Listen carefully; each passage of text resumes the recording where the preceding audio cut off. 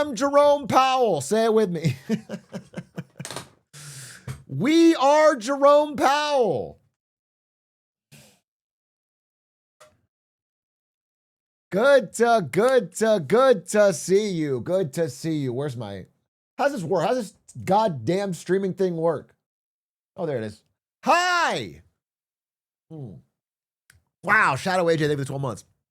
Kuzku Panda. Kuz up Panda, thank you for 32 months. Thanks for the 33 months of mid-content. Keep it up. Amen, brother. You got it. No problem. Right in the middle. Straight down the middle. Luigi the Epic Korean. What is your username? Luigi the Epic Korean. What was your goal with that username? Luigi, like who? Like Mangione or like Mario's brother? Neither of whom were Korean. And your only response is to say glorp.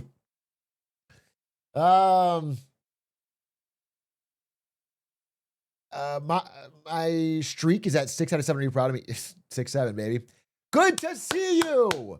First stream back in a month. Can't wait to make a glizzy joke. Please. I've been waiting for it. This is my supposed break month. But I feel like every 2 days I got to come back online because something crazy is happening in this crazy 2026. Dude, we've said this like every year, like, oh, this is a crazy year. I legitimately think this is the craziest 2-week period. Like in maybe in a long ass time, bro. This is unreal. This is unreal amount of stuff every day. COVID. I mean, COVID was a big time for sure. Don't get me wrong. There's been some crazy times. I don't know if I'd power rank it, but it's up there. They say once you hit 30 months, your real Atrioc subscription starts. Walred, thank you for the 30. You're welcome to the big leagues. It does begin now. It begins at 30. Life begins at 30. Do you know what I'm saying? You start unlocking real knowledge. You know it's fucked up when Yasuo starts playing League again. You think that's my bellwether for if shit's fucked up? That's the barometer I'm looking at to check. If a nuke went off in Europe, I'd be like, well, let's check if Yasuo's playing League. Let's check. I mean, it might be bad, but let's... I'm not so sure about that. All I gather is that Big Eclipse was the only thing holding the world back. Well, it's not like 2025 was a fucking... it was a golden age. I wouldn't say that I clip every day for 880 days. I was like, it was like an upward to the right trend. Maybe it was a thin wall. Teddy Bear Panda 9. Thank you for the 4 months. Is it still year kindness or meanness this year? How about the year of literacy, Teddy Bear Panda? How about the year of writing a complete sentence with a subject and a predicate that works? I guess the year of meanness then. I guess the year of meanness since I'm crashing out at your... No, it's not me. It's not either. It's not about performative online kindness, and it's not about taking out your anger on other people online either. It is about the year of health. It is the year of health, mental and physical. It's about getting yourself in a good spot so that you don't even feel the need to crash out. What if it's healthy to get into Twitter arguments every day? What if science finds that out? What if the healthiest thing you can do is scroll 6 hours and then find online strangers that disagree with you and yell at them? Like, what if that is actually so good for you like live longer and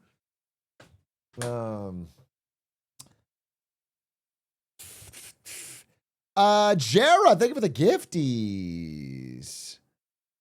Thank you for the gifties.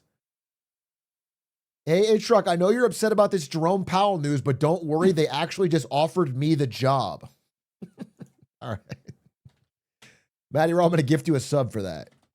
I want to make sure that I have an in with the future Fed Reserve Chair. Matty Row 1. Wait, how do you... Oh, how do you actually gift an individual person? Gift?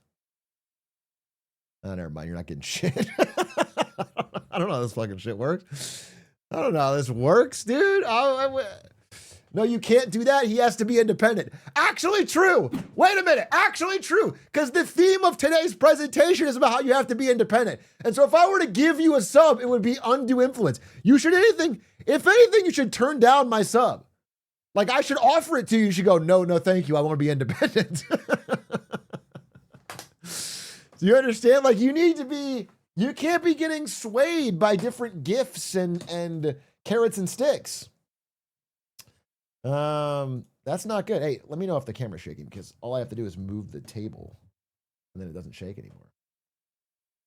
No bribes allowed. I can be bribed. Give it to me. Well, you guys need to keep your integrity up. And Nizzle, thank you for he gifted. There we go. Stormy QJ, thank you for the 32 months. Big A, why do you think all the CEOs like Walmart and Apple are retiring now? Did Tim Cook say he's retiring? I didn't see that.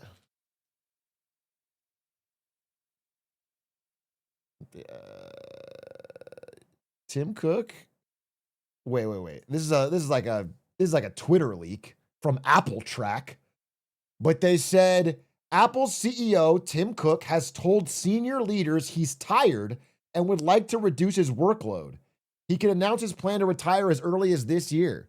Is Tim cooked? He's eepy, dude. I'm with you, Tim Cook, and I'm 34 instead of 65. He's eepy. Tim cooked. He does, yeah, I mean, I wonder what he looked like when he started the job. I feel like he's aged. Anyway, yeah, that makes sense. Generally, the answer to your question is generally when you have these big waves of CEO change, it's because they're about to do a bunch of layoffs. I'm not kidding. Like this is an actual trend.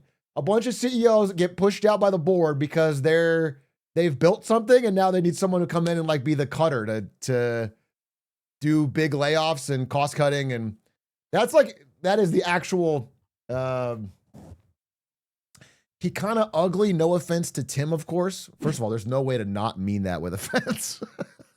Because you don't have to say it. If someone shows you a photo of themselves, you go, you kind of ugly, no offense. Like of course there's some offense. You just don't need to say it. Keep it to yourself. He's not asking to date you. He didn't send you a hey you up text. You know what I'm saying? Like you can.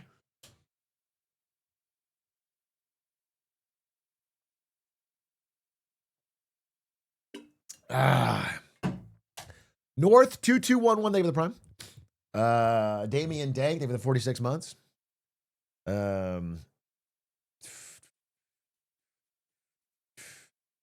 Germanius, thank you for the 6 months of tier 1 in advance.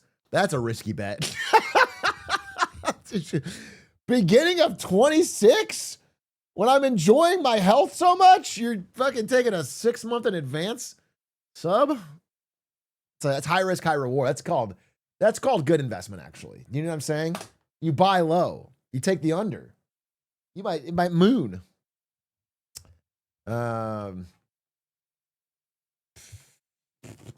He's predicting inflation. Yeah, well, okay. That doesn't make sense either, honestly. If you're predicting inflation, then unless you think that, I see the cost of the sub will go up. Yeah. If the dollar was weaker, then $5 is worth less in the future. Atrioc streams are going to go so hard during the Greenland draft. That's insane that we're saying this. It's insane. Warbone, thank you for the 25 gifted. Man, it is hey, any millennials in chat? It is nice that we're aging out of the draft. I mean, already aged out, but like even the youngest millennial, you're probably already almost out. How old is the draft? How old is the draft age? 25? Millennials are done. Millennials are good. We're safe. Millennials have dodged the draft. We made it. Younger Gen Z? Oh, no. Younger gen. If you're 26 or above, congratulations. You are very likely safe from a draft. They need us Xbox players, bro. First of all, I think more than them needing Xbox players, Xbox just needs players. Microsoft might start a war just to get people to use Xbox in the military. Xbox is fucking dead, dude. Their player base will triple if they use drones on Xbox.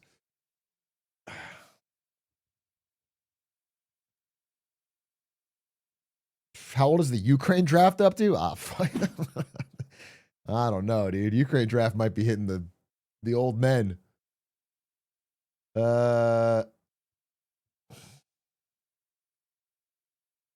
Is a draft not the most unpopular thing a politician can do? Most unpopular thing a presidential candidate can do. I don't know. That isn't a great judge because based on that logic, the most popular thing, the best thing a politician can do is 9/11. If you just use polling, immediate polling based on an action, then the very best thing they can do is 9/11 because that was incredibly good for George W. Bush. He went from 50% to 90% approval.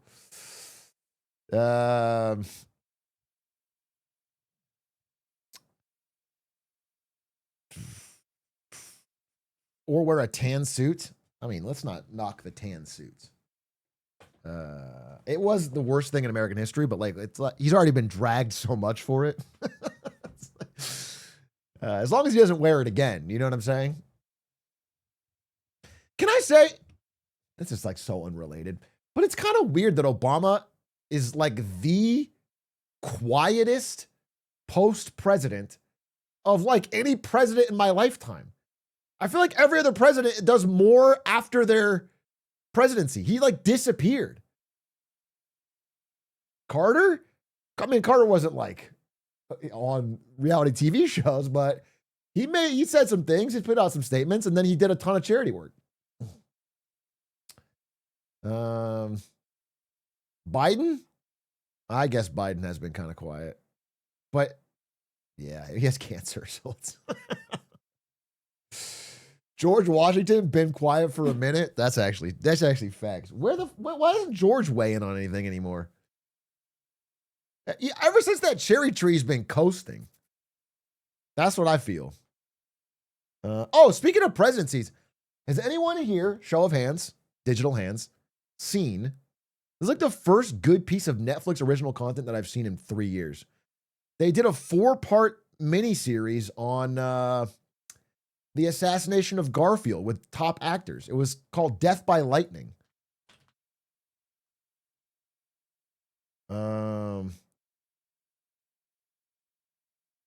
Here, I mean, I just want to recommend it. Yeah, basically, this guy Garfield runs for president, but he hates Mondays. So they poison his lasagna. It's a comedic affair. It's like a fun, lighthearted part of American history. And it was a real hoot, and I really enjoy it. No, I thought it was only 4 episodes. I think they're like 45 minutes, an hour each. And it's fantastic. All the actors are hella good. It's a part of American history I don't know a ton about. The guy that killed him is a truly insane. And by the way, here's the craziest thing. So I'm watching this and I'm like, this is insane. I'm gonna spoil one part of it. It's American history, so I don't really spoil it. Like Garfield shows up to the Republican National Convention and he's only there to give a speech supporting someone else to being the candidate for president. So he gets up on stage and he's like giving this passionate speech about how about this other guy should be president. And the speech is so good that one guy in the crowd votes for him to be the president. Okay? And then it's such a gridlock between the top 2 candidates. They keep doing a revote. And then every revote, more people vote for him just based on that one speech. It's like, but I was like, this is crazy. Like in the show I'm watching it, I'm like, there's no fucking way this happened. I look it up. It happened exactly like that. It's actually crazy. So, but everything in the show, I mean, maybe not every tiny little detail, but everything I was like, that's crazy. I looked it up. It's true. Was real.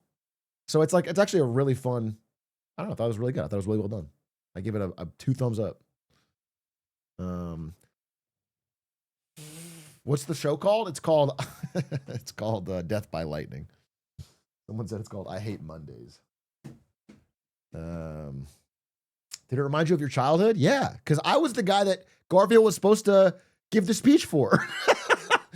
I brought him in to give a speech for Atrioc for president, and then he gives the speech so well, they vote for him. I was pissed off. I was like, bro, you fucking screwed me. You cucked me.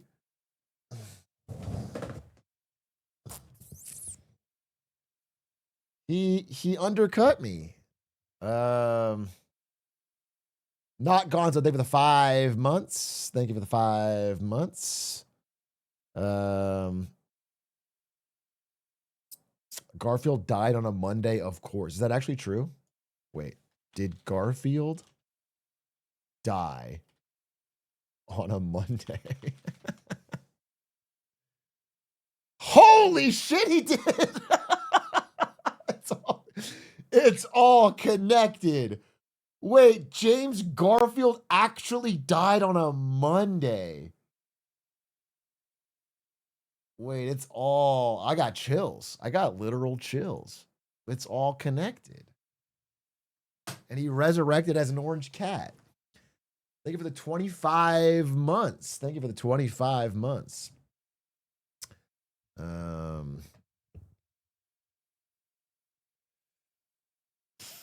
Do you think the walkout for Jerome Powell is, I'll talk about Jerome Powell in just a minute. I got a little presentation. I'll talk about Jerome Powell. We're also going to watch, oh, sorry. Jesus Christ. We're also going to watch Jerome Powell's address to the nation, which is unprecedented. The video message from Federal Reserve Chair Jerome Powell, which, by the way, got 237,000 likes. He's kind of an influencer now. If Jerome Powell doesn't stay in politics, he's got a future as an influencer because he's getting huge numbies on social media. Josh Wynn, thank you for the prime. Thank you for the prime. Before we get into the real shit, your thoughts on this. Thoughts on this. And this is a big fight that broke out in Poland's Warsaw Zoo. And it's like a baby deer versus a rhino. Dude, you have to admire the balls. This is crazy.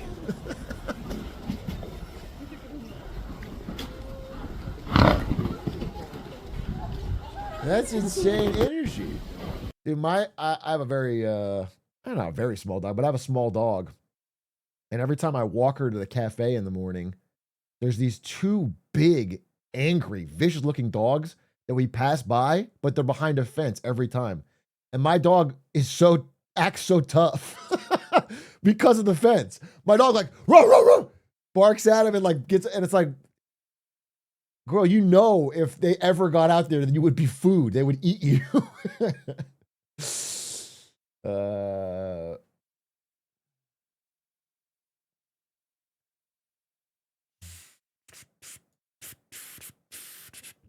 She got that dog in her. True.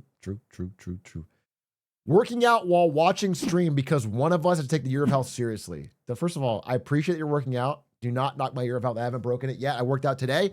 I've worked out every day of 2026. Yeah, I haven't, I mean, not lifted every day, but I've worked out every day. Either running, either basketball, or either lifting. And I feel good, and I've been sleeping well, and I've been eating like shit. I will say my first year of health break, and tell me if anybody's like this, okay?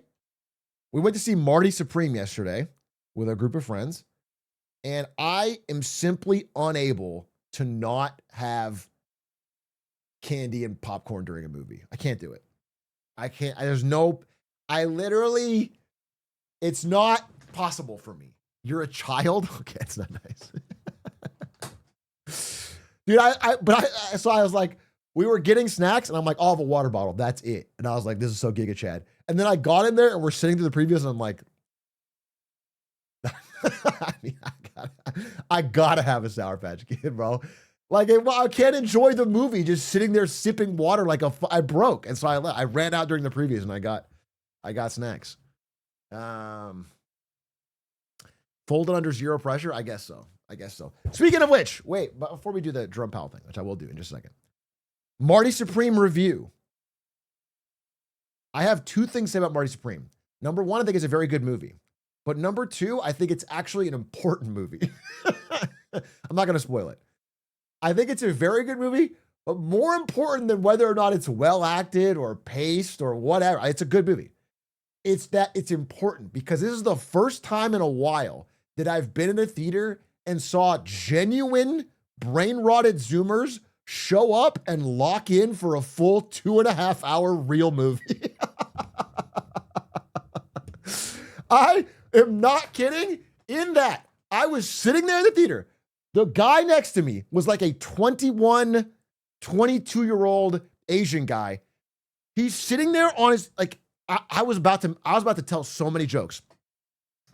It's during the previews, right? He is like this. He's sitting there, I guess, alone. I don't know if he went with anybody. He didn't talk to anybody. He didn't walk out with anybody. He's there alone. He's sitting, feet up like this on the chair. And he looks like L. And during the previews, he's just scrolling shorts. The entire, no, he doesn't look up one time. Here's scrolling shorts, the entire preview. But then, so I was like, I'm about to hate this guy. I'm like literally about to hate this guy. I'm like, bro, you show up to this movie, you're not even gonna pay attention by the phone. But then, okay, the second the movie starts, not when they say silence your phones. When they say silence your phones, bro is still scrolling. Doesn't stop at all. Doesn't even turn the volume off. Just fucking going. But then once the movie starts, and this was what blew my mind, he takes the phone, instantly puts it down, and then sits and does the gamer lean forward for the entire movie. He does this, like knees on, and is locked in. Dude, I was blown out. By the way, my God, strike me down. This is exactly what happened to me yesterday. This is crazy. So the guy sat forward, he locked in, he watched the entire movie. After, sits back, starts scrolling again. Sits back, starts scrolling again. But the only reason that guy was there, I know that guy is not a theater goer normally, is because of the Chalamet difference. And I got it. That's impressive. And it was a good movie. It had themes. It made you think. We walked out of the movie and everybody in our group that watched the movie had like different takeaways on it that made them think about things in their own life. Like, my takeaway on it was like, it's more about like the perils of that level of, I don't want to spoil anything, but like that level of dedication to legacy or success or whatever. Like the character is so obsessed with how people see them and making it. And there was perils and and how that kind of can ruin your life and but then other people in our group, especially younger people in our group who are like, we're more like, it inspired me to lock in more. People are like, there was a guy in our group who was like, yeah, it made me think about how I'm kind of like drifting a little bit. And this made me realize I have to just do what it takes to get out the mud. And it was interesting, but it's like, it was a worthwhile discussion. And I remember, it's so funny because I remember watching The Social Network in like sophomore year of college. And I remember the takeaway from me in that movie being like, damn, I got to lock in. I remember my takeaway when I saw that movie being like, oh, it's time for me to fucking lock in. No more. I remember driving home with my friends from the theater, sophomore year of college, and everybody was laughing and joking, and I was sitting in the front seat on the right, dead silent, staring out the window.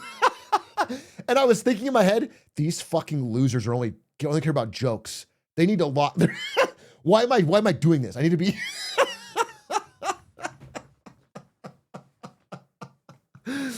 Like, it's just funny. Like, this shit hits you at different times in your life when you got different. It is it's yeah, I just thought it was funny. So anyway, I think it's a good movie, and I do recommend it. And shout outs to Timothée Chalamet, because I legitimately think it's not the quality of this movie that's putting people in seats. I'm sorry to say, it's a good movie, but that's not why. There's many other movies that are just like this that are getting 0 views. He marketed the shit out of this. He got people to watch a real movie, which is like actually shockingly impressive. I'm super, super impressed.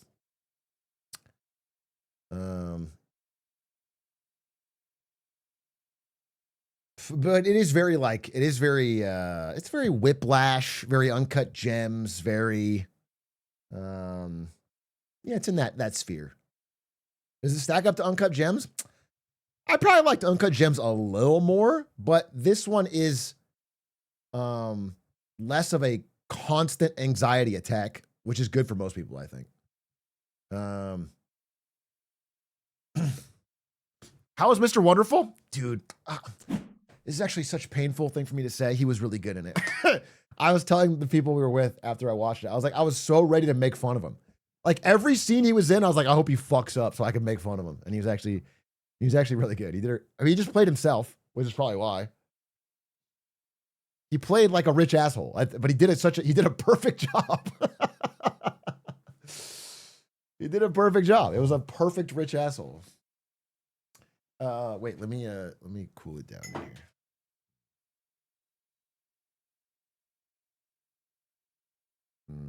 Oddly self-aware. Yeah, I don't know. It was good. I don't think any actor most people don't like Gwyneth Paltrow. I'm certainly no fan of, I made fun of her on Shark Tank. I thought she was good too. They were just well cast. Like, she's playing a role she's playing like an older actress. Yeah. It was good. It was just a well cast movie, to be honest.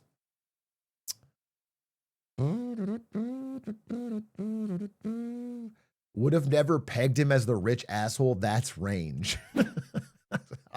I don't think he's going for an acting career where he plays a wide variety of characters. I think he wanted to play one role. They did well. Avocado Cadaver. Thank you for the 36 months.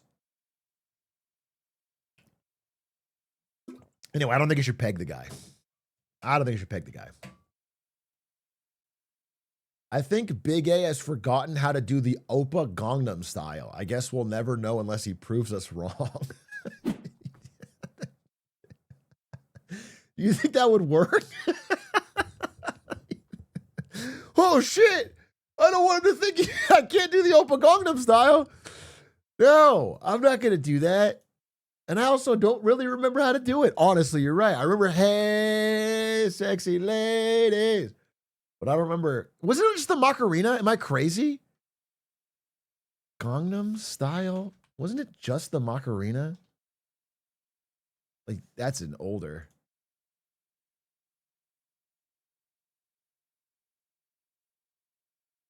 Bro actually did forget. But, like, the Macarena was like that, right? Wasn't that fucking Gangnam Style? Gangnam Style dance. Let me see.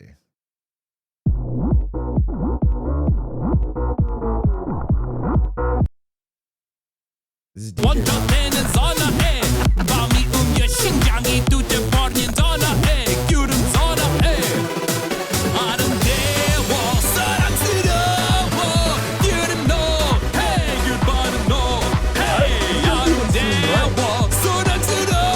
Doesn't seem right. Is that this ain't it? That's not it, bro. Some guy just made his own Gangnam Style dance.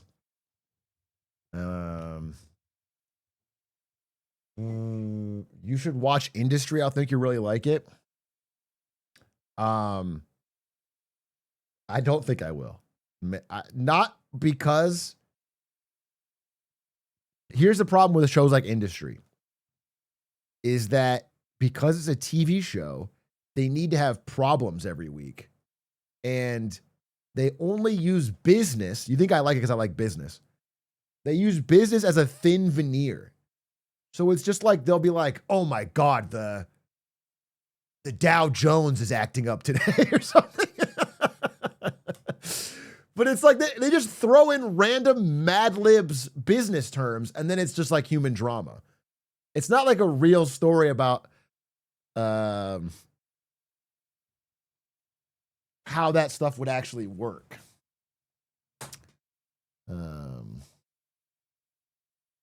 Dear God, the Dow. What about industry? I haven't seen them all, so I don't know. That's my general gist on shows like that.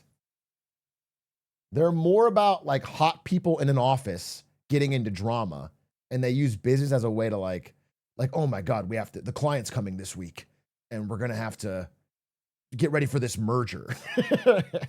and then they have sex or whatever. Like that's like what it's really about. It's like Grey's Anatomy for business. Yeah.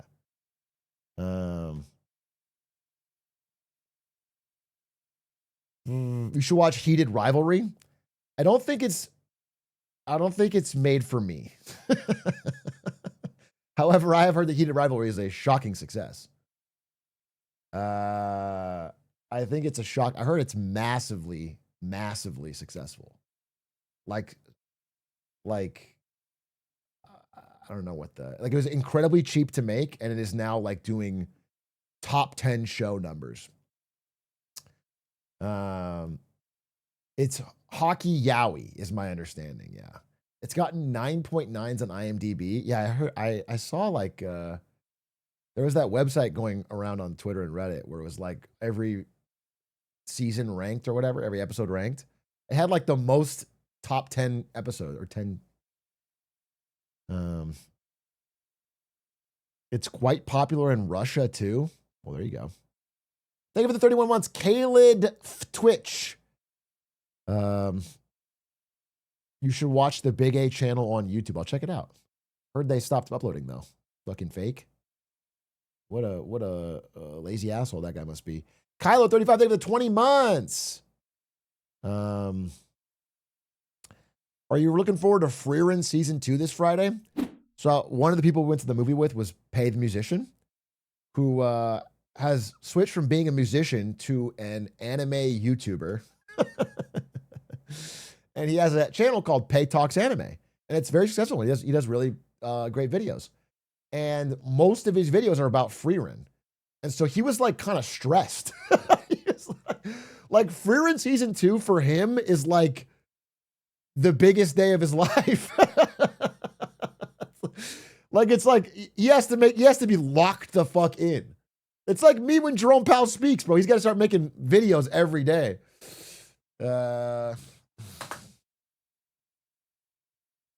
Wait, that's Pay? Yeah, if you like Pay Talks Anime, that is Coffee Cow Pay. And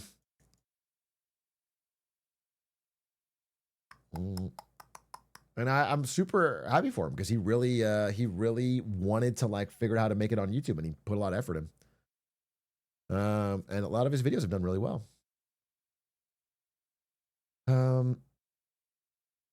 Has A24 approached you to play the hedge fund guy that runs a hot dog stand, considering you know the fingers? No, not yet, but thank you for asking. I'll let you know if that happens, Austrian Adam. I will let you know if that happens. Not sure there's a really role for that in a lot of upcoming A24 projects, but. And then I watched almost all the previews except for the 2 I missed to run out and get Sour Patch Kids. My recommendation for best preview of Marty Supreme and the movie I'm most likely to go see is Crime 101, a movie about driving through the 101 in Los Angeles and committing crime. It sounds fire. It's my dream when I drive on the 101 because I want to commit crimes every day in that traffic.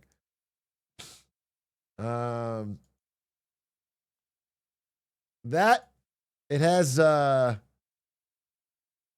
Chris Hemsworth as a guy that drives on the 101 and commits crime. I'm not kidding. This is the movie. And I was like, damn, by God damn it, I'm going to see it. Always have an exit. It's literally about the 101 freeway in Los Angeles. I love that. I'm serious. You thought I made this up? No, I'm serious. This is a movie. I was like, damn, I was going to make fun of it. I'm like, I'm definitely going to see it.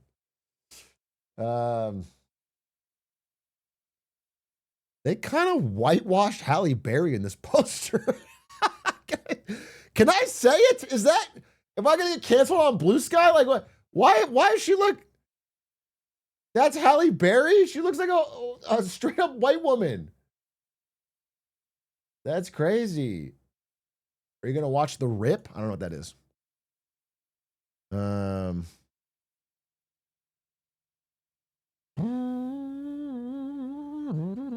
Okay, guys, we need to talk about Jerome Powell. I think it's enough time to jibber jabber. Unless, wait. I'll cook one more thing. Good luck, have fun, don't die. Sam Rockwell is electric in this bonkers sci-fi satire. I haven't heard about it, but I love Sam Rockwell. He's incredible. If he's the lead of this movie, I'll probably watch it. That looks good. I just chomped down on a big bag of carrots like an obese petting zoo donkey. Year of health. I don't know about the donkey part. I will tell you that I have also been. I only have carrots in my fridge right now. There's the only snack I have in the house is carrots. So I'm not going to make fun of you because I have a dozen times walked to the kitchen, walked in a circle, grabbed the carrots and started munching them. That's all I have. My vision's got to be crazy. Okay, ladies and gentlemen, at 4:32 p.m. yesterday afternoon, Jerome Powell posted a special address to the nation on the official Federal Reserve social media account. It's not just Twitter, but everywhere. 237,000 likes. He's going to be an influencer. And he had this to say in a short 2-minute address. On Friday, the Department of Justice served the Federal Reserve with grand jury subpoenas, threatening a criminal indictment related to my testimony before the Senate Banking Committee last June. That testimony concerned, in part, a multi-year project to renovate historic Federal Reserve office buildings. Okay. I have deep respect for the rule of law and for accountability in our democracy. As do I. No one, certainly not the chair of the Federal Reserve, is above the law. But this unprecedented action should be seen in the broader context of the administration's threats and ongoing pressure. Mm-hmm.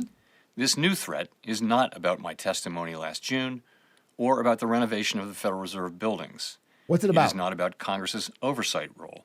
The Fed, through testimony and other public disclosures, made every effort to keep Congress informed about the renovation project. Those are pretexts.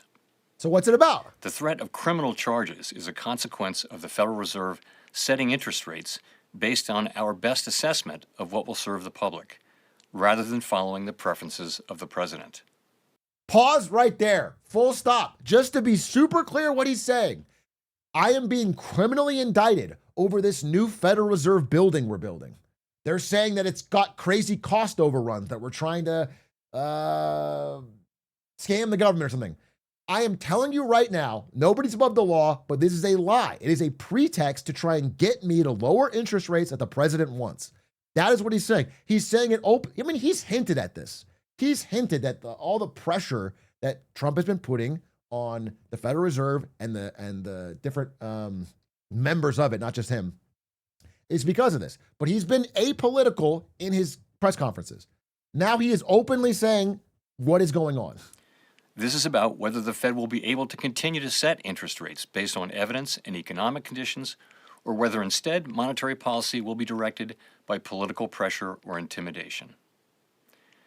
I have served at the Federal Reserve under 4 administrations, Republicans and Democrats alike. And it's worth noting that he was originally appointed by Trump himself. Trump chose him and appointed him. But he has not, he has maintained the Federal Reserve's independence. In every case, I have carried out my duties without political fear or favor, focused solely on our mandate of price stability and maximum employment. Public Dude, even in a 2-minute video, he has to mention the dual mandate. Even in a 2-minute video about how the president is straining and breaking the rule of law and central bank independence, he has to mention his dual mandate. Service sometimes requires standing firm in the face of threats. I will continue to do the job the Senate confirmed me to do, with integrity and a commitment to serving the American people. Thank you. I mean, you have to respect that. You have to respect that. This is an unprecedented time. And the man is standing up and saying, he didn't couch this in a lot of language. This is a 2-minute video. He said it directly and plainly, what is going on. And listen, there's many things I've been critical of Jerome Powell, specifically for being a little bit late on raising interest rates in response to inflation. But I think this action, because of how insane it is and how much pressure has been put on, and the fact that he was appointed by Trump himself, has shown a good test of his character. His ability to stand firm in the face of ever-mounting, increasing political and now judiciary pressure is pretty impressive. But I want to explain what's going on in case you don't know. I always do this little bit of recap, and I'll keep it really short. In response to this video, thousands of memes popped up instantly. A lot of memes popped up defending Jerome Powell, including a "We Are Jerome Powell" movement, including even the FT, which is not really a jokey publication, made free J. Powell t-shirts. This is like a London-based financial coverage newspaper. And they're making, and I found out that actually, of all the public figures of the administration currently, Jerome Powell is currently the most favorable. Actually, all political leaders right now in America, he has the highest favorability rating, and especially the highest among independents. People generally feel that this guy, even if they disagree with him, is at the very least not nakedly political. He is trying to be an adult in the room. Okay? So here's why he's being pressured. Okay, so the main thing that he controls or has the strongest influence on is the ability to raise or lower interest rates in the United States. And as I've mentioned a million times, I'm trying to catch people up. If he raises them, the pros are that fights inflation. The cons are it costs more to borrow money. It might slow down growth, okay? So it might slow down the job market. If he lowers them, like Trump wants, stocks go up, borrowing goes up, we goose the economy in the short term. But then it runs hot and we likely get inflation. This is the balance. This is the dual mandate. And so Jerome Powell is always trying to be, and I'm not saying he's been perfect on it. Honestly, I think the data they get is really bad and out of date and survey-based. But they're trying to balance the data to balance between a cooling job market, a rising inflation. It's a dual mandate. They're balancing that, okay? And yet, the pressure has been that Trump wants this. This benefits him in the short term. And he's not the first president to do this. We're going to talk about this later. Many presidents have wanted interest rates down because in the short term, it juices things, helps them get either reelected, helps them in the midterms, etc. And so Trump really wants this. And he's been pounding the pressure onto Jerome Powell. Originally, this happened. This is like in 2024, right after Trump was elected, before he started serving. Some of the president-elect's advisors have suggested that you should resign. If he asked you to leave, would you go? No. Damn. Can you follow up on, do you think that legally you're not required to leave? No. Do you believe the president has the power to fire or demote you, and has the Fed determined the legality of a president demoting at will any of the other governors with leadership positions? Not permitted under the law. Not what? Not permitted under the law. So that was the beginning of the feud here.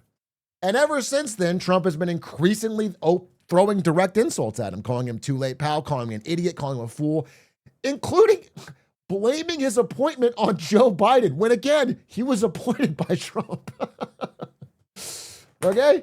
So So, Jerome Powell or a farming admit. Not put it into the law. No, I will not be stepping down just because the president wants me to. The entire point of the Federal Reserve being independent. In fact, it's not just an American thing. Central banks are independent in almost actually in every developed country, the world over, because the choice on whether to raise or lower interest rates should not be in the hand of a government that would benefit from this short-term bump, because they have every incentive to not care about the long-term problem and only do this. It has to be someone looking at the data. It has to be independent. Then the attacks on him after this ramped up. And the avenue they chose was that they were doing a reconstruction of the Federal Reserve building. And Trump decided that was the avenue they're going to attack Jerome Powell by saying there was too many cost overruns and that it was a scam on the public tax dollar. Remember this famous scene? So we're taking a look, and it looks like it's about 3.1 billion. It went up a little bit, or a lot. So the 2.7 is now 3.1. I'm not aware of that. Yeah, it just came out. Yeah, I haven't heard that from anybody at the Fed. Yeah, it just came out. It's like The Office, Arno dude. said it about 3.1 as well. 3.1. 3.2. This came from us? Yes. I don't know who does that. You're including the Martin renovation. You just added our entire capital. Yeah, you just added in a third building. That's a third building, Well, including no, the but Martin building. it's a building that's being built. No, it was built 5 years ago. We finished Martin 5 years ago. It's part of the overall work. But it's not new. So we're going to take. I can't believe that's a real scene. I can't believe that's a real scene that happened. It's like The Office, bro. And I don't know that Trump is the best person to be trying to point out cost overruns in building construction. Because today, I looked up the original announcement of the White House ballroom construction on July 31st, 2025. And he said in this that it would cost $200 million. And then I found this clip from October of last year where he says, Actually seen anything quite like it. I think it'll be one of the great ballrooms anywhere in the world. It's about $300 million. It's set to do many, many things, including meetings of foreign leaders. well, then it's $300 million. And then I saw a clip from 3 days ago. Always. I know how to build under budget. I build good, but we won the case. They asked for a restraining order to stop us from building a magnificent ballroom. I said, who would ask for a restraint? We're giving them, Sid, a $400 million. It'll be the most beautiful ballroom, and it'll handle inaugurations. And now it's a $400 million ballroom. And, you know, it's funny. He starts out by saying, like, Always. I know how to build. I always build under budget. It's like if you keep increasing the budget, I'm sure eventually you will be under budget. So it's a little bit of pot calling the kettle black here. It's crazy to be overrunning the cost of your own building while trying to criminally indict Jay Powell for the cost of the Federal Reserve building, as if that was his big scheme. And so the response today was pretty drastic. Obviously, every major outlet had some sort of coverage on this. I thought the FTs was pretty good. I thought Bloomberg's was pretty good. General idea is that there's a lot of panic because an independent Federal Reserve is the bedrock of every major developed nation's currency. It's how other people can, like, listen, I don't have my wallet on me. I want to hold up $1. let me do that. We'll have to cut this part out. I need $1 for this segment.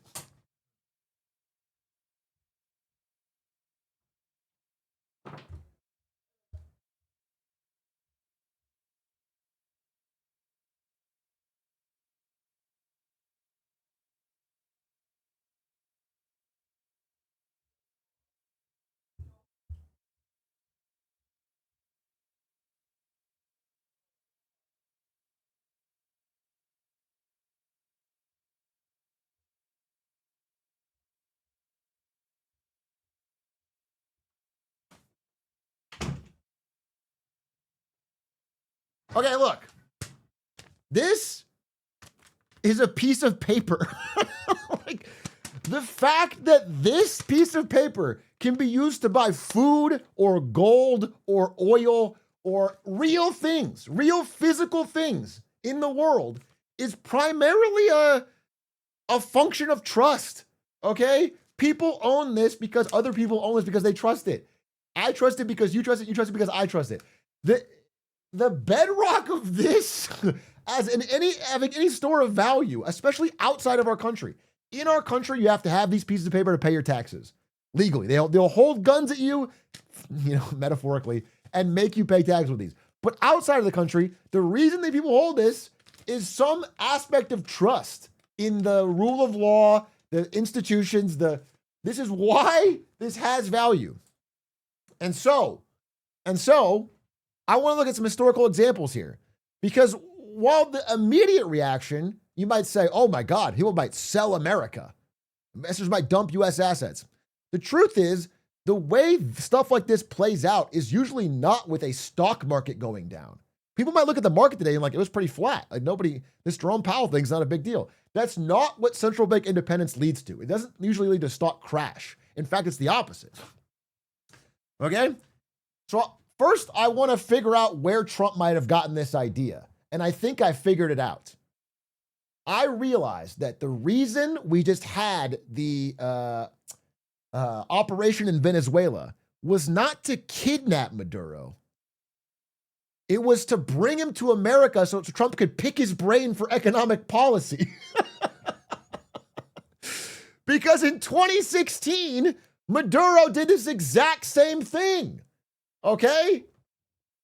His new decree abolished central bank independence, placed it directly under his own control, curbed all legislative oversight, and made it so that he could raise or lower interest rates at will, which he did. He dumped interest rates.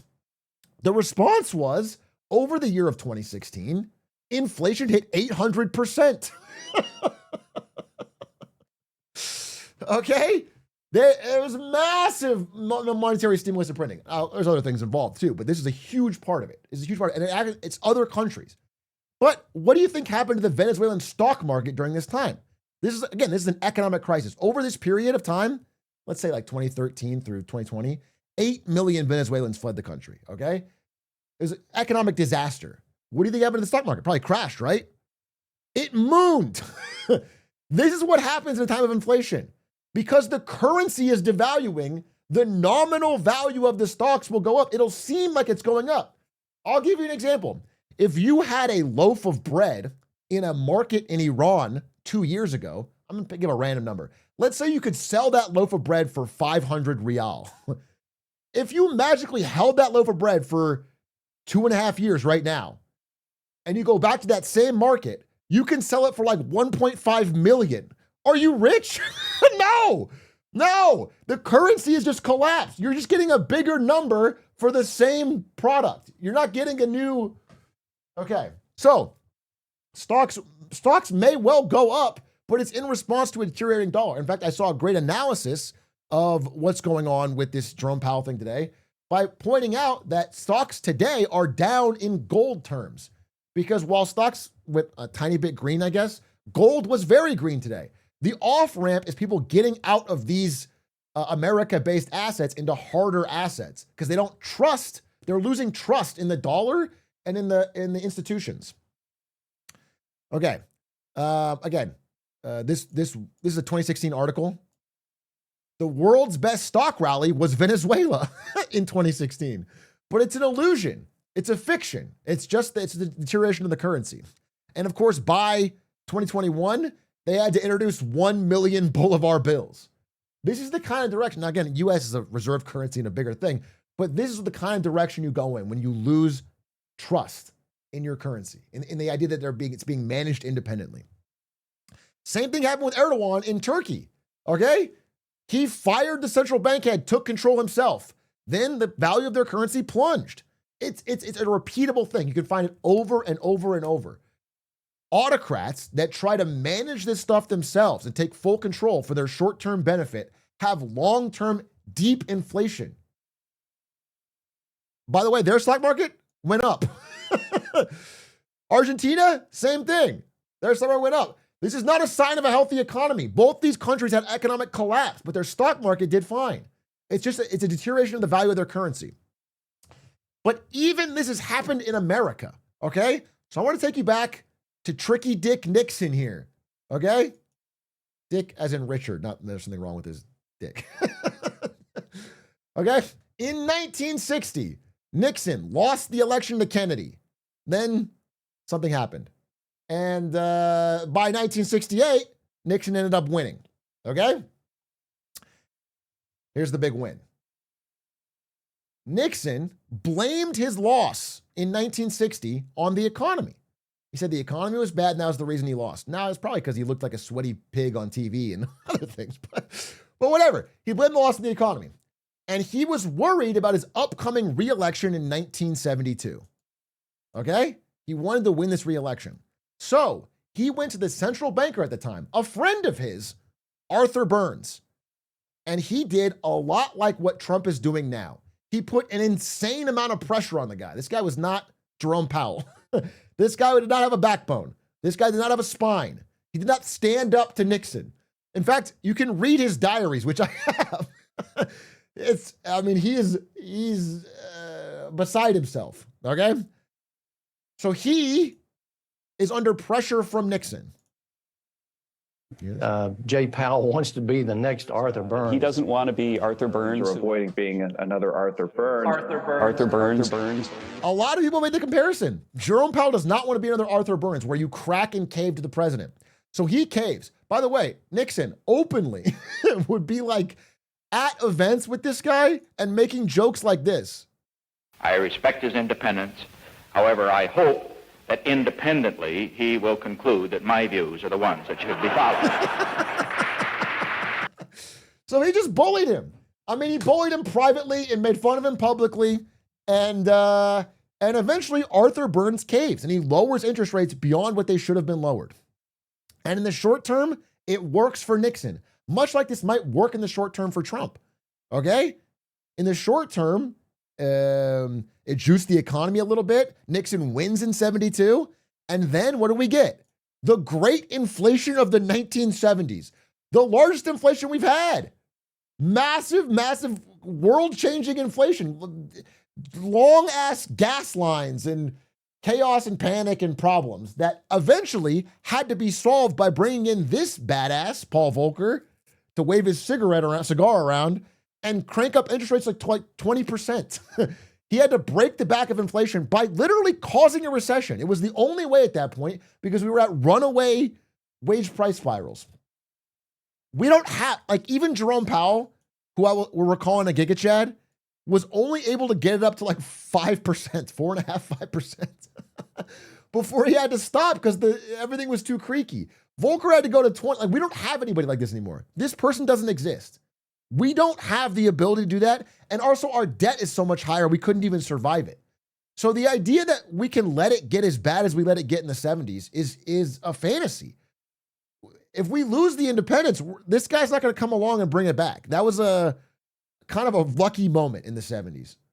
And we're already seeing, I mean, look, people and work at Publix in Florida are like outraged because they're seeing $61 steak.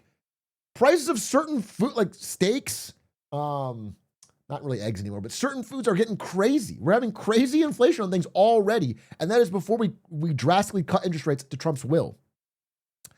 Additionally, okay, we're already seeing backlash today. It's been less than 24 hours since this happened, and we're already seeing backlash. Congress is stepping up.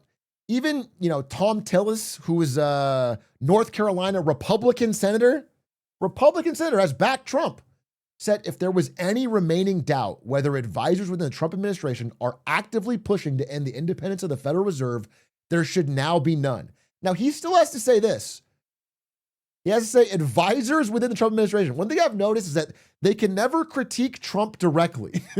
If he makes a mistake or does something bad, it has to be because he has a bad advisor. It's like someone's giving him wrong information. He's obviously a hero, but there's a problem. Yeah, good czar, bad boyars is like there's the Russian saying. Anyway, so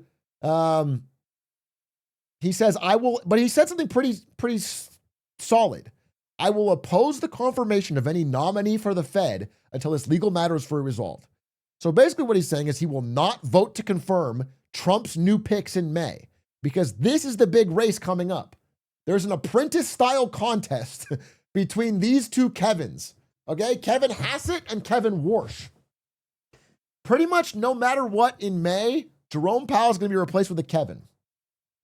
It may be sooner if this legal battle goes anywhere. There's going to be a Kevin.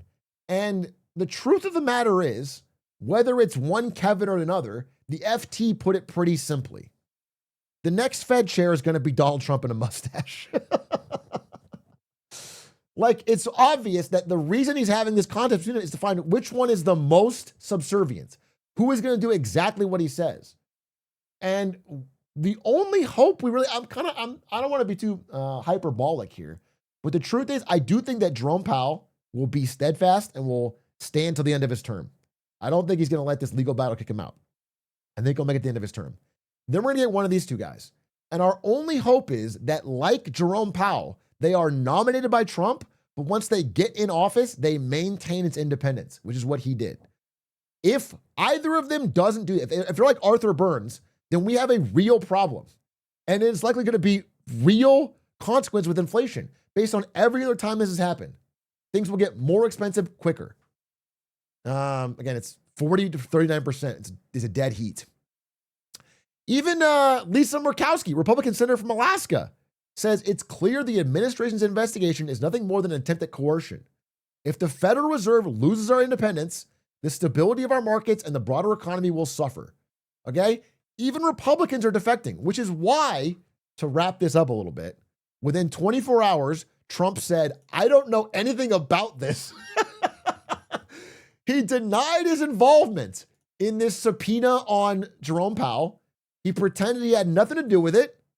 And then he had Jeanine Pirro throw herself under the bus and say, I didn't have sign off from my bosses, as he's trying to distance himself from the matter. It's very obviously his pressure, his choice. He is constantly insulting Jerome Powell, constantly trying to get lower interest rates. But now she acted independently, alone, clearly trying to pull back. And my understanding is that Scott Bessent was like raging because he knows this is the dumbest. Like right now, America more than ever needs to project, at least financially, stability. There is a great unrest with the dollar. Last year, American markets, despite being up 14%, were underperformed like every other major market. The rising prices in gold and in silver are a huge warning sign to the debasement of the U.S. currency. The people that know what they're talking about, at least like Scott Bessent, are desperate to try and project some level of confidence and strength and stability. And Trump is doing everything to undermine this. What happens next will come down to this, but we have to put our faith in one of these two Kevins to be a double agent. I'm not super hopeful, but that's where we're at. And that's what happened today with the investigation of Jerome Powell. Thank you for watching. By the way, my break is going so swimmingly. Every 2 days I'm back here.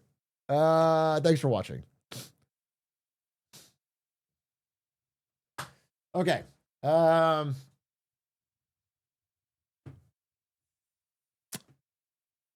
Trump just wants more big A clips? Maybe. God damn it, maybe he does. God damn it, maybe he does. Who runs the Fed if no one is confirmed? That is a great question. I wonder if it's temporary Jerome Powell extends or what? I don't know. We haven't had it happen. Dude, if we had like a big confirmation fight where there was no Federal Reserve chair, it would be another like third world banana republic type shit. It's crazy. You know what? Maduro. Maybe Trump puts Maduro in. Maybe neither Kevin, we just put Maduro in. He shake hands. He says, I brought you here for a reason. I needed the GOAT. I need someone who truly understands central banking the way you did in Venezuela. And they put him in.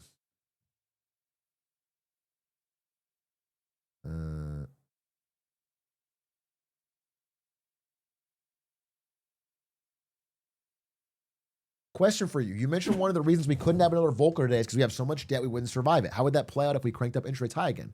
Where exactly would it fall apart? Yeah, it's easy to explain.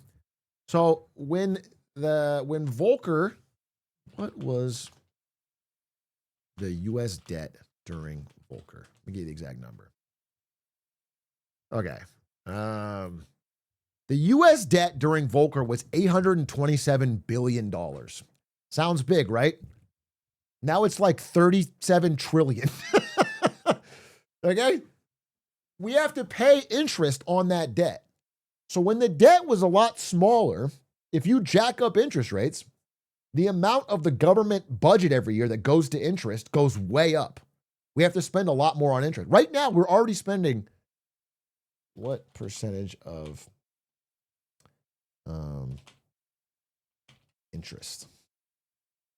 15%.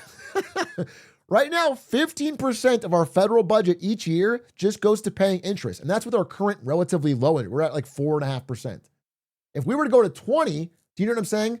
We would be spending more than like military, education, health. Like we're spending more than like all that combined just on interest. The government would not be able to function. So we no longer have the capability to raise interest rates that high because we can't afford the payments.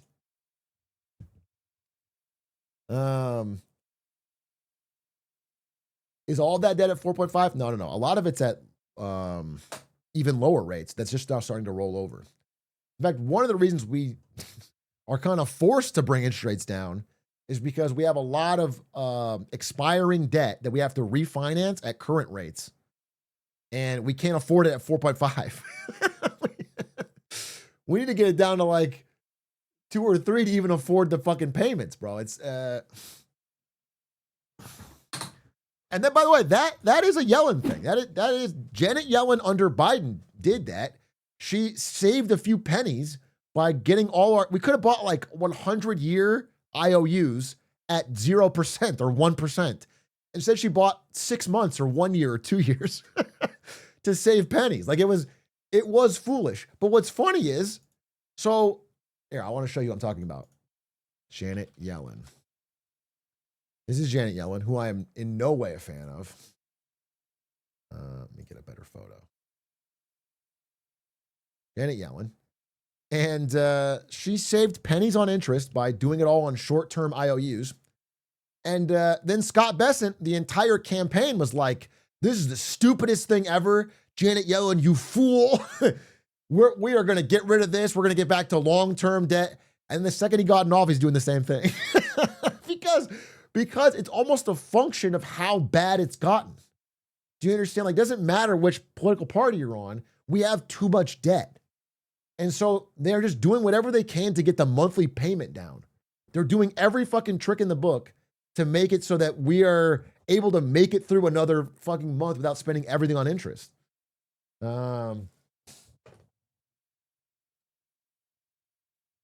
It's all kick the can kind of shit.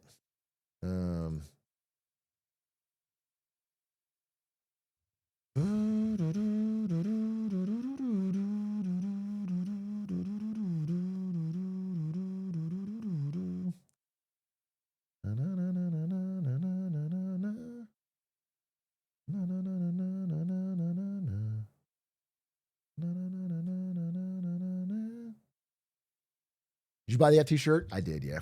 I did.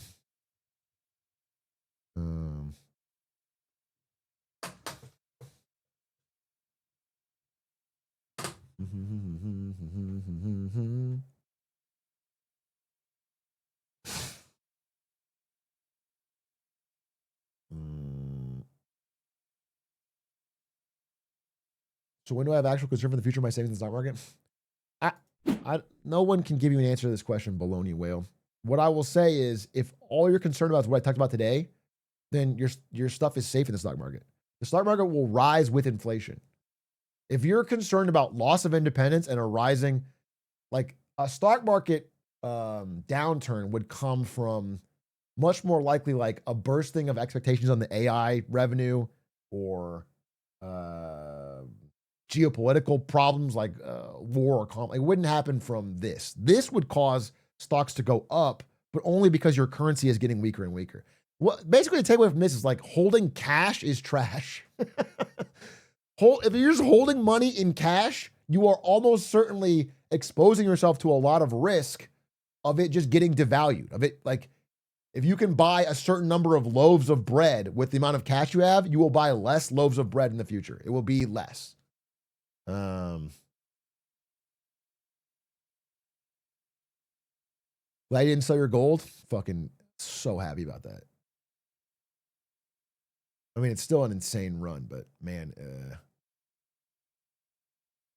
yeah, gold spiked today. I mean, of course, because of this.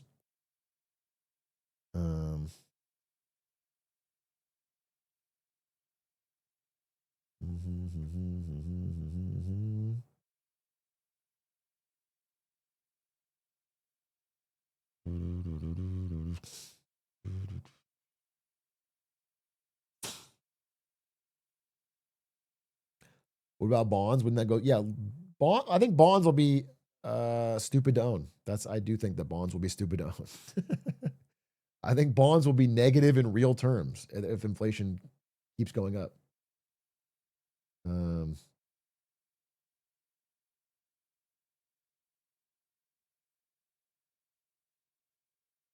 You can get the inflation ones though. You can get the I'm blanking on the name.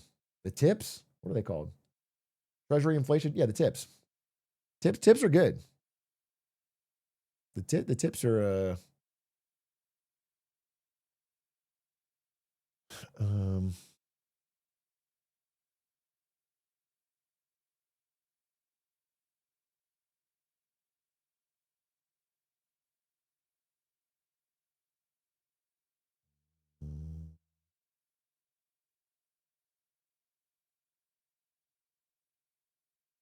we are Jerome Powell. At some point, our debt will be so great we'll be able to pay interest no matter the rates. What then? That's the fucking question, isn't it? That is the big scary question. The amount we spend on interest has gotten so astronomically high. It was never even close to this in most of my lifetime. We're slowly but surely, this like growing mold is taking over all of our government spending until almost every tax dollar we take in is just going to paying interest on the boomers' good times from the years past. You know what I'm saying? Like, we can't spend on childcare. We can't spend on new schools. We can't spend on teachers. We can't spend on even military. We're going to have all this money just going to paying the interest on debt the boomers enjoyed. That's the fucked up part. That's why I think people don't talk about the long-term problems of the deficit enough. I think people it's a very kick the can thing. Either party. Most people just either find it boring, they don't talk about it, they don't want to discuss it, but it is the core rot. It is what squeezes us all over time.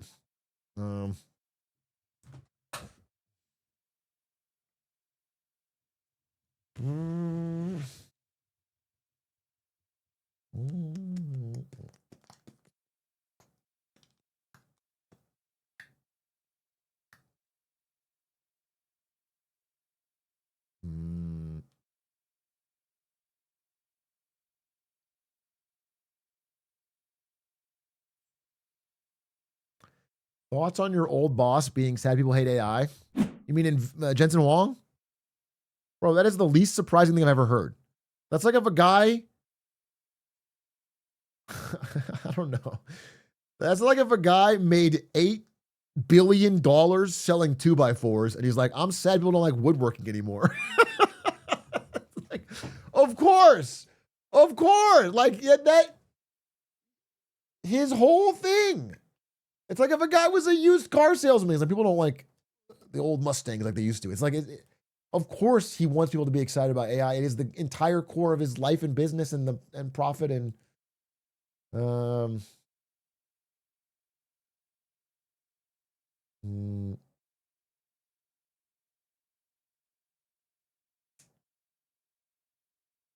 Given the US dollar as the global reserve currency went back a bit. Well, I mean, the truth is people would start de-dollarizing. That is the big risk. That is like, it's not a immediate risk. That's the problem. I think people mistake. That's the mistake people make. They talk about, oh my God, the dollar's going to be gone tomorrow. The truth is there's not really good alternatives to the dollar. That's the reason the dollar's done so well, even as the US share of the global economy has slipped. Like we used to be 50%, then 25%. Now it's like 13. Like, but we've remained the reserve currency because nowhere else can go. Cleanest dirty shirt and all that. But as trust evaporates, like again, if other people don't want to hold our treasuries, they don't want to hold our dollars because they think it'll get inflated away, then a new system will emerge. Whether it's gold backed, whether it's digital yuan, I don't know. Something. I mean, there's all these things. Even it could be a digital euro. There's different things being fucking promoted, but none of them are ready. But they will get ready if the U.S. throws away all its trust. Like,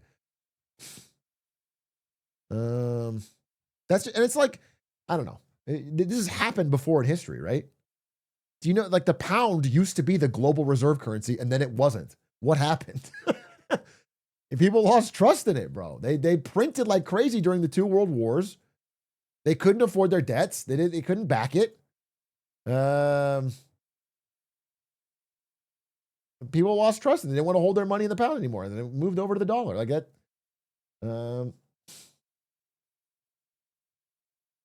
And there you can go before that. So it's not like unprecedented. It happens. And it will happen again. There's nothing uniquely special that makes the dollar immutable for all time. So basically what I'm saying is Trump coin is where you got to put your money. Wait, we should do stock game check. Stock game check. Stock game check. We have exactly 4 trading days left. And I'm currently in second place. You guys did not do your job and blow up the metals company for me. Dude, this is Aiden got 3,700 from this one fucking, from the rare earth battle. So it's looking like Aiden's got this. I mean, I just don't, this is an absurd amount of money for you know, I have my highest is 1,000. There's just no way I can, this is like such a win right here. So, but dude, we'll talk about it. I'll do a review after it's all over, but pretty crazy that even Ludwig, who put his money into like United Health and Trump coin, is beating the S&P. That is fucking crazy. That is crazy. Like, do you understand that making 23% this year, if he worked on Wall Street, he would get a bonus. If he took all his clients' money and punted it into Nintendo and things he saw on his desk and Trump coin and UNH, he would have beat the S&P and got a bonus. He'd be on a yacht right now. Everyone's a genius in the bull market. Are you going to run it back? Maybe. The problem is I heard that Ludwig won't do the punishment. The point was the loser's supposed to go to New York and run a 5K wearing a suit and looking out of breath. And I heard he's not going to do it, which is kind of tragic. And if he doesn't do it, then there's no video, there's no follow-up. So kind of a scam, really. Kind of a scam. But we'll see. We'll see. Maybe I'll pressure him on the day once it's over. Maybe he comes back. Maybe he's not last. Maybe Ludwig buys millions of dollars worth of Trump coin on the last day to boost himself up.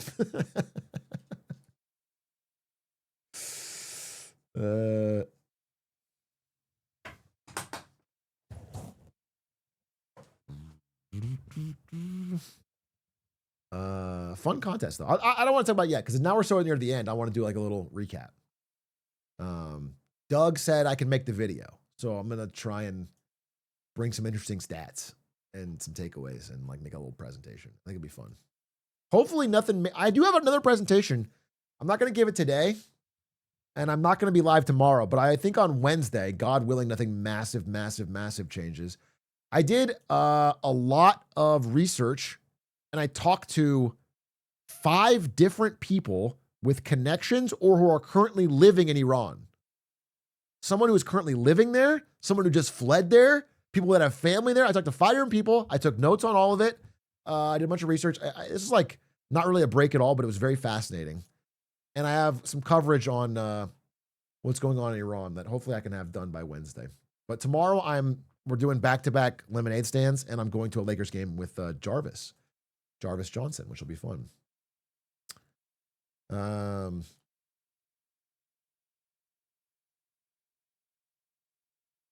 Which will be fun. Speaking of Lakers, bro. They're losing to the fucking Kings right now? I'm gonna Jerome Powell myself. Straight to jail. How are they losing to the goddamn Kings, dude?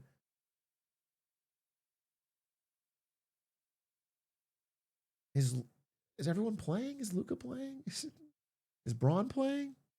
What's going on? I'm gonna cry.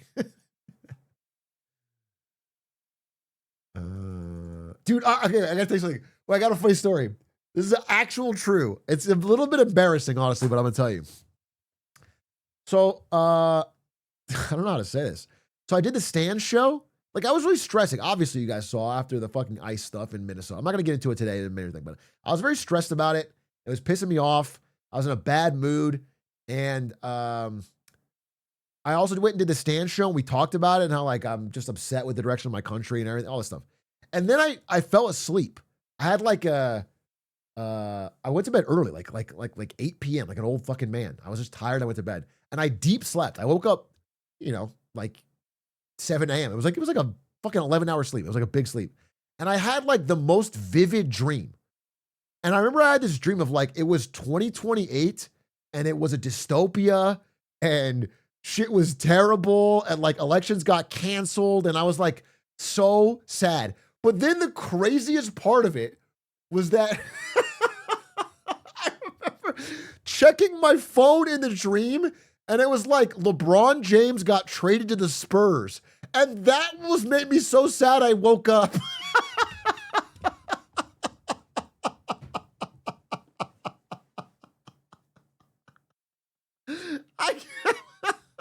It's 20. He's not even going to be playing in 28. He's not even going to be playing in 28. I don't know why, but I was like, dude, we lost Braun.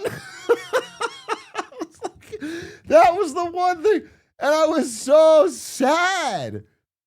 Oh, it was crazy. And then I woke up and I shit you not, I promise you on my life, the first thing I did when I woke up is I checked my phone. I Googled LeBron Spurs. I was like, was that real? Was that something I imagined or was that real? Like I checked. I wanted to make sure.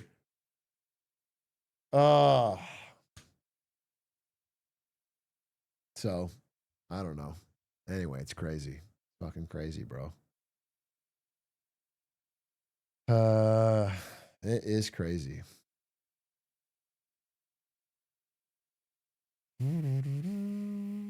He has a no trade clause. Yeah, I know. It didn't make any sense, bro. He's not going to get traded to the Spurs in 2028. No, imagine. Imagine. Never say never. Dude, if we flash forward 2 years and you guys are all in the bread lines and the dollar is $1,000 for a loaf of bread and then you look at your phone and it's LeBron to the Spurs, you're going to know I was fucking, it's a per Atrioc. Wait, last thing. Speaking of per Atrioc.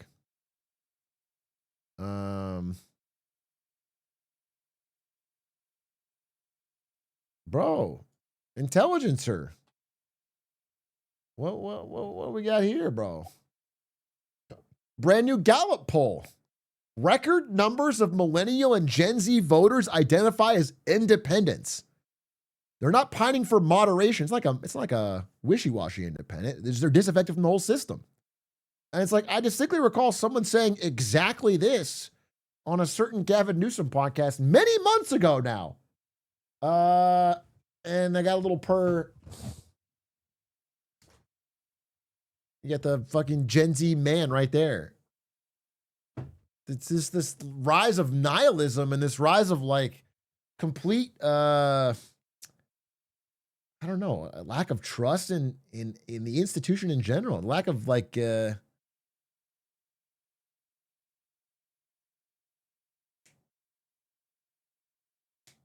ratioed until I wasn't trying to ratio them. I just wanted to follow this example. Because people, whenever this got posted, anyway, I said it in the Gavin Newsom thing, but people were like, well, per Atrioc, whatever. I was like, bro, I'm right, though.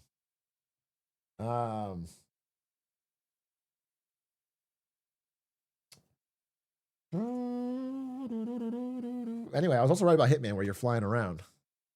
No one ever talks about that. No one ever talks about that.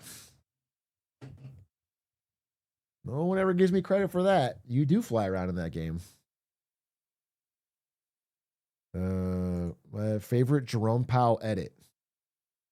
What is this? I still got. I swear to God, Kendrick fans are ruining Kendrick. I'm sorry. It's true. I want to do a clip on this back in February. I love Kendrick Lamar, but the post-beef Kendrick new fans, I don't know how to say. I know it sounds gatekeepy, but it's making it like it's like making it. He's obviously incredibly talented, but it's making it corny, bro. Oh damn, young J Powell. Whoa, why he kinda, dude? Wait. Whoa. Whoa. I didn't know he was mogging like that. Oh. Ladies and gentlemen, I'm going to go. I understand that my Lakers need me. And also, I'm doing short streams all January. Thank you for watching. Hope you enjoyed my presentation. I'll be back on Wednesday with a Iran presentation. Sevens, thank you. Much appreciated. Great respect for you all. Hope you've enjoyed these infrequent but interesting January content bursts. Oh, defense spending? I'll talk about it. I'll talk about it on Wednesday because it's actually relevant to Iran. Goodbye. Thank you. Appreciate you. Should we raid somebody? Who's live?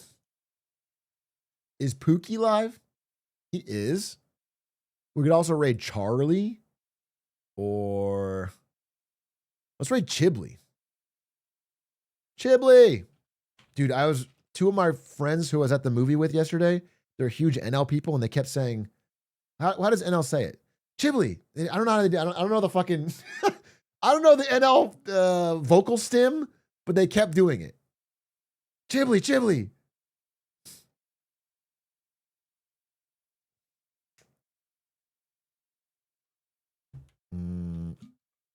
6 to 7, Pepe laugh. Thank you, Linkus. It's a Trump voice. Chibley. Someone's got to link me. Bring it to me next time.